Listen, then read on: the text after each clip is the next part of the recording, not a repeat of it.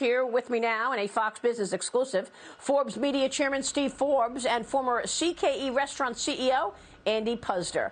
Gentlemen, great to have you both. Thank you so much for being here. And Andy, I want to kick things off with you. Get your take on what we saw this week. The producer price index at 11%, the consumer price index at 8.33%. We see inflation persisting. Yeah, and you hear Biden in the tape you just played saying it's his policies are helping, but it's really kind of ridiculous. You've got Jerome Powell out there raising interest rates, the Fed raising interest rates to cool down demand. We want to cool down the economy, slow it down.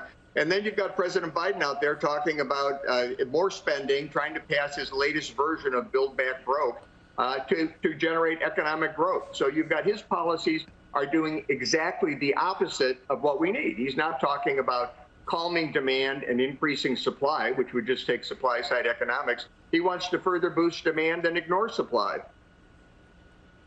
Well, it's a great point. And Steve, this week we heard Jay Powell talk about the situation that we're in. He was confirmed, by the way, by the Senate for a second term. And afterwards, he said, well, we probably made a mistake in not raising interest rates a little sooner, admitting that they were way behind the curve in terms of, building up that balance sheet, as well as making such an easy money environment for so long. Can the Fed engineer a soft landing? That is, take interest rates all the way up, but not take the economy into recession? Yeah, only in government would that kind of failure be rewarded by another term. And in the private sector, you'd be looking for other opportunities. But the fact of the matter is, when the Federal Reserve talks about soft landing, what they want to do is slow the economy down but not have a full-blown recession. Just hope that none of those governors in the Federal Reserve ever pilot an airplane. You'd want to stay away from it. Unfortunately, they're going to engineer, I think, a very real slowdown, serious slowdown.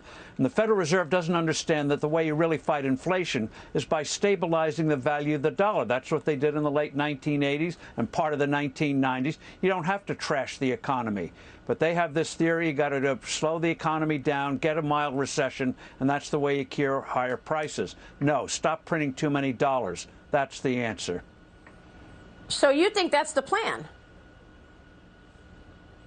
I think that's their unstated plan. They hope that the recession's not too bad, but they don't realize that when you keep raising interest rates, and the interest rates are a form of price control, those should be set by the marketplace.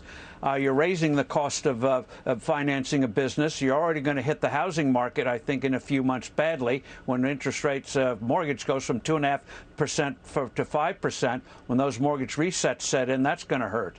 So the Federal Reserve is a doctor that was like in 300 years ago, they used to bleed the patient to cure the patient. That got rid of the pain and suffering because it got rid of the patient. And unfortunately, that's the kind of economics the Federal Reserve is practicing today. Yeah, I wonder how you see that, Andy, because I wonder what the implications are of a mild recession or a recession. Already we're seeing a wave of layoffs starting. We've got layoffs coming in the tech world, hardest hit by the higher cost of money and, of course, the supply chain issues. Housing market seems to be on the fringe with 5% mortgage rates. Is that the next move that we see a host of layoffs coming? Now, Jerome Powell yesterday said that the increasing interest rates and slowing the economy was going to be associated with pain, and it will be associated with pain. It'll be pain for the middle and working class Americans that are juicing demand right now. He wants to punish them and bring that demand down. And it's going to hurt small businesses across the country, which are still trying to recover from the pandemic. We haven't seen these businesses recover. A lot went under. The ones that survived are striving to find employees. They're really trying hard to meet commodity cost increases, labor cost increases. They're in real crisis, and this is going to drive a lot of small businesses under. It's going to be very devastating, not only for working and middle-class Americans, but for their employers, the small businesses that employ about half the people in this country. And you didn't even mention regulation. I was talking with someone earlier this week who was saying small business cannot handle all of the new rules around climate. And that has to be another pressure, right? Well, yeah, if you want businesses to produce, if you want them to supply goods to meet this on fire demand, reduce their taxes, reduce regulations, don't increase regulations. and focus on domestic energy production. So transportation costs come down, cooling costs come down, prices at the pump come down. If you want to really generate some economic growth to offset the pain that the Fed's going to be engaging in, you need to engage in some of these supply side economic policies, and I think that would help a lot. Yeah, you wrote the book on it, Steve, Supply Side Economics, and your latest book called Inflation is a hot seller because people want to know when they're going to get out from under this rock. How do you see inflation playing out now that we are at 40-year highs? Things like fresh fish, steak, beef, bacon, lettuce up in the double digits, between 13 and 20% right now, year over year. It's going to be with us because you have two kinds of inflation, non-monetary, which is what we got when you shut down the economy during the lockdowns. But the government is standing in the way of letting the economy heal from that. And he's gone through some of the things. On the regulatory side, they're now waging war on railroads, for crying out loud. They're doing everything they can to prevent the economy to stop the economy from recovering from those slowdowns. And then the Federal Reserve, truly, Powell wasn't just behind the curve last year.